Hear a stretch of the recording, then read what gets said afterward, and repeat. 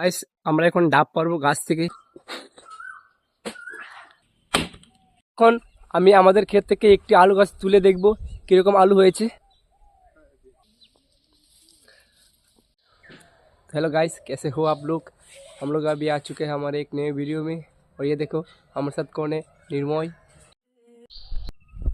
আর এদিকে কিন্তু লাগানো আছে টমেটো গাছ আর বেগুন গাছ।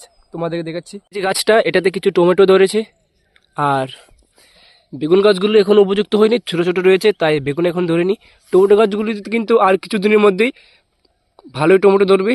সব গাছগুলিতেই ফুল এসেছে। গাছগুলিকে দেখতে পাচ্ছ, এগুলি হচ্ছে কিন্তু লাই শাক। এগুলো আর খাওয়ার উপযুক্ত নয়। যখন ছোটো ছিল তখন আমরা এটাকে উঠিয়ে নিয়ে গিয়ে খাইনি।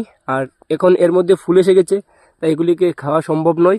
এরকম অনেকগুলো লাই শাক আছে, এদিকে আরও বড় বড় অনেক আছে, এগুলি কিন্তু খাওয়া যাবে না। আর এখন আমি আমাদের ক্ষেত থেকে একটি আলু গাছ তুলে দেখব কীরকম আলু হয়েছে।